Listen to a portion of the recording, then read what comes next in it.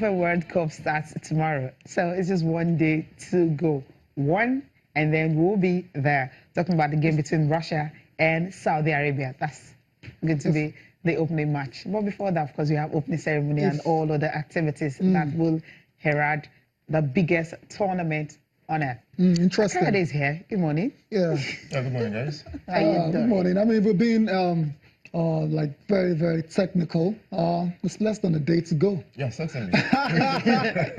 But you'll be proud of me to say we have just a day, about 24 hours to go to the biggest sporting spectacle. We've all waited with bated breath for this time of the year, and finally, it is upon us. Interesting. I'm holding my breath right now. Yeah, I mean, it's just so close, and the wait is nearly over. It's so over. Yeah. So let's get to it. 6 hours, 41 minutes, 40 seconds. Okay, that's it. All right, let's get to it. Of course, we're starting with the Springboks of Nigeria. They settled down. They are in Russia already, settled down, having the training and everything and all that. Before, okay, these are pictures, you know, when they arrive out, Mikel will be there just coming out, the big captain, the big boy. I mean, how many World Cup has he been to now? Well, he's the biggest second World Cup, actually. There. It's the second World Cup. It seems he has been there for forever. Well, he missed out in 2010 due to injury. And it was available in 2014, and this is the second. It's second. And that's the coaches all to get on roll. All of them. You can see them looking all good. I love this fashion sense. You know? I do want to talk about the fashion let's look at, I'm admiring this. Just look at the way they're looking. Right? No, MJ. It is the nice. actually looking like MJ. Well, we seem to be in the lead as regard kits, attire and what have you. Look at the embroidery. Just look at how cute Look at the embroidery, the federal art, the color combination, green and white. It's quite appealing to the eyes, no doubt. But we need to move beyond. Exactly. Let's move to it. It's business. Why Time for this business. Statement, right? I this understand. is a good statement. We've made a statement. Okay. Now let's do that on business. the pitch of play.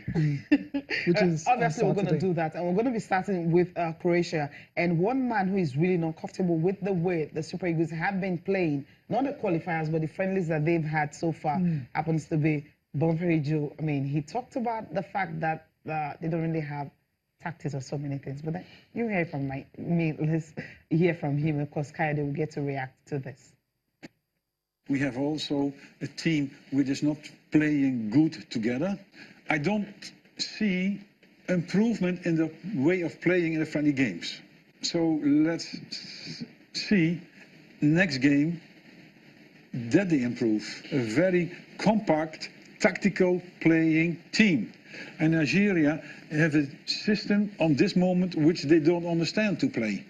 But Croatia is playing the system, even when they play against Brazil. Nigeria is changing the system. Up to now, the players don't know what he must play or where he must play. And that can be a big problem against Croatia. They can make it out of the group, like I said, if they start to build up the team and if they tell each player what he must play. What kind of system you're going to play? Yeah, you cannot play today 4-4-2, tomorrow 4-3-3, and next week 5-4-1. That's not possible. The team cannot do this. What I have seen is that the players are playing too much individual. Yeah, and when you have two players who are playing too much individual, that is not good for your team. If you lose the ball, you must come also back as defender. I have seen that when they went in the attack and they lost the ball, in the friendly games, that 2-3 players keep standing 25 meters over the middle line. If you do this, then you have in your own half 3 till 2 players lesser than the other team. Yeah, he's been there, he's done that, he understands what he's talking about. Kaide, what do you make of what he had to say on Sports Tonight last night? Well, no doubt Bonfrere is concerned about our tactical nuances, if I may use that terminology. We seem not to be certain as regards the approach going by the last few games, especially against Czech Republic and in the first half against the Three Lions of England. At some point, we changed to a 3-5-2 formation. John Ogu was brought on to support Kenneth Omeru and William Troost Ekong. And in the game against Czech Republic, we were kind of out of sorts. Defensively, we struggled all through that encounter. And this was the Czech side that lost 4-0 to Australia. And a number of Nigerians are saying, okay, what is the tactical formation that Ganotro would be adopting? But I want to say that I'm going into the World Cup proper. They should be able to get it right because our first game against Croatia will determine a whole lot on how far we'll fare at the World Cup proper. Is it going to be a 4-4-2 approach, a 3-5-2, a 4-3-3? It is for Ganotro to determine. But saying that we're playing as individuals, I might not want to lean towards that. They are still trying to get a perfect approach in terms of their tactics. Okay, you agree with him that we don't really have a system yet because we don't have a system that we can boast of and say this is the approach that will work for us. It could also be a decoy, knowing that the opponent will be saying, okay, what are we going to expect against the Super Eagles? It's come. You know what, Kaide, let me say this. I think there's nothing wrong with being tactically flexible. Ganotro over time has shown is a preferred formation 4-3-3, 4-2-3-1. But recently you've been seeing him, change depending on the occasion, what is happening in the game. And that's go to a back three. There's nothing wrong with that. I mean, something is not working. Adapt to that regularly. Surely, I'm sure they will be doing that in training. Further in the interview and all, I said, can they easily adapt to different formation every time? It's not different. It could also be a blessing for us because our opponents will be saying, we don't know the kind of Super Eagles that will get to play. Okay. And if they get it right in training and say, okay, guys, start with the 3-5-2 formation, and if it's not working, change to a 4-4-2. We do this, We do this. What if it could help us eventually. My point is, what if in that first half, right? Maybe we've considered like 3 goals. The first one wasn't working. That's a bit different. And the second half, when you're not changing your formation, trying to get back into the game, it doesn't work. Now, That's my pain. That's my fear. Concede goals and hope to equalize. To turn it around in the second half. Because it seems that's the way we've been acting. I mean, against Argentina, we're just lucky. That was a friendly game. We did that. We're talking about the most recent against England, we did the same. We're lucky not to have conceded more than that. We conceded 2 in the first half, came back in the second, was slightly the better team towards the end. Maybe if it had gone for the next 5-10 minutes, but you don't have that. But we don't have that benefit going into the World Cup. If you concede, the other team will lock shop, and it might just be the edge they will have over you. No, that's a different topic entirely. Okay. That's now has to do with executing whatever strategy or tactics that the coach is using for that particular day. But in terms of having different tactics, okay, it's not working now, let's do it this way. And results have shown that whenever it changes and switches up, they play better. So the players obviously are on board. When they switched against Czech Republic, did it work? Yeah, it did work. They played a lot better, but they lost. That's what she's now saying, that you can't afford to lose it in the first half. Exactly, that's and the now, point. yeah, but that's what has to do with the execution now. The execution, they executed not too good in the first, and the second half was too late to come back. Well, it's understandable if Nigerians and sympathizers, so to speak, of Nigeria are a bit concerned. But I want to trust Ganotro that he will get it right against Croatia and hopefully against Iceland and Argentina. That's the key. Hopefully he gets it right. Hopefully the team, the Super Eagles, gets it right against Croatia on Saturday in Kaliningrad. We cannot wait for that one to start. Let's move on from the Super Eagles quickly. Let's talk about defending world champions Germany. They're also in town like most teams. They've all arrived in Russia for the opening ceremony. And the Germans... people tipping them to actually defend their title, but that's going to be very difficult because the last team that's done that did that was Brazil in 1962. That's a long time ago, defending your title. And for the Germans, Joachim Low, the same manager that helped them to win last time around, is still there. The bulk of the side are still available as well. But for me, there's a worry, big worry, the goalkeeping situation. Manuel Neuer is going to captain this side, despite not playing any kind of football pretty much this season because of metatarsal injuries. But it's going to be in goal. Yeah, we saw him against Austria. Okay. They lost that encounter, but it wasn't bad.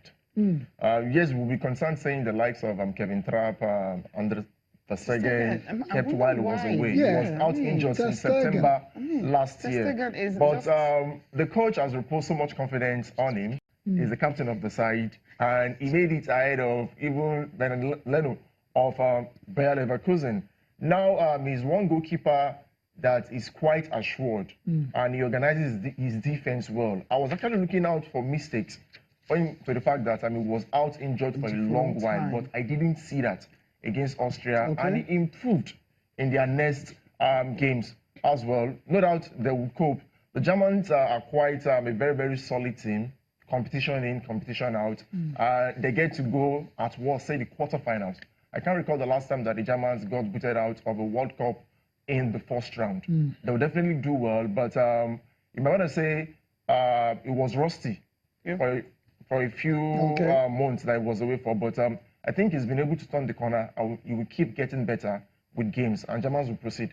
Okay, we'll see. We'll see. Obviously, the Germans are in a very decent group, Group F, along with Sweden, South Korea, and Mexico. That's not the toughest group out there, so you expect them to make it out comfortably. Still talking about arrivals. The Three Lions are in town.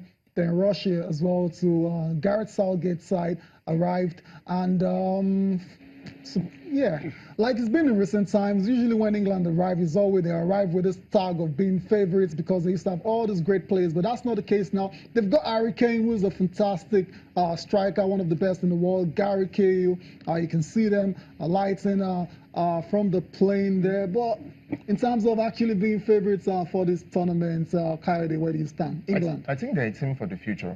Okay. They have a number of youthful players, guys who are making their debut with the Three Lions. And apart from the likes of Harry Kane, who has played just a little above 20 games for the national team, and Cahill. Yeah, those are the veterans. Those are the veterans. In quotes. In quotes. And you want to say England would want to be buoyed by the fact that, okay, yes, we can do this. But when push comes to shove, when experience and tactical ingenuity is the order of the day, what would they have to offer? I see them making it out of the group, but maybe going to the quarterfinals or semifinals, it might be a tough call. But Gareth Southgate has said this team is work in progress. And there isn't too much of a pressure. There isn't too much of a pressure on him to deliver.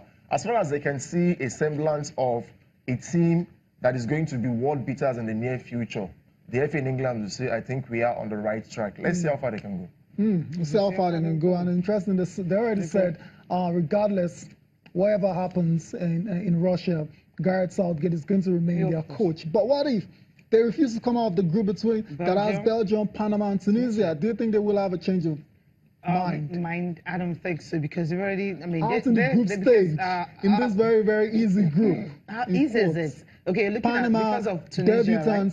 Tunisia, they've won one game in the World Cup since 1970 years, right? Okay. Right. Okay. Well, on fancy side, you would say, but then Tunisia, you never can rule them out. Roberto Mancini was talking about them the other time, how good they are. Roberto Martinez was talking about Tunisia side, how good they are, how difficult it is to actually play against them. They showed it very well against Spain. So we've seen that. We've seen what they can actually do. So England should think they will come to this particular. Right over everyone. Belgium, of course, we know it's going to be difficult. Panama, fine, they can. But against Tunisia, I don't think they will just ride over them. Maybe they can have 4 points at the again World Cup. You underrate any team at your own peril. That's it. So. Even Panama, that we're saying it's been a while that they participated at the World Cup, that they have nothing to offer. They could pull a surprise. Iceland did that at the European Championship in 2016. And for Tunisia, lately, I saw their last final. I was like, wow. Maybe they're potential dark horse. On people, you want to say certainly the Belgium national team and the Three Lions should easily make it out of the group, but they will have their work cut out against the likes of Panama and Tunisia. They have to work for it. That's the message from Coyote Ahmed this morning. If you are to qualify from the group, you have to work for it. Message to Belgium and England. We need to go on a break now. We'll come back. We'll still continue our countdown to the 2018 FIFA World Cup. We know the referee that will be officiating the opener between Russia and Saudi Arabia.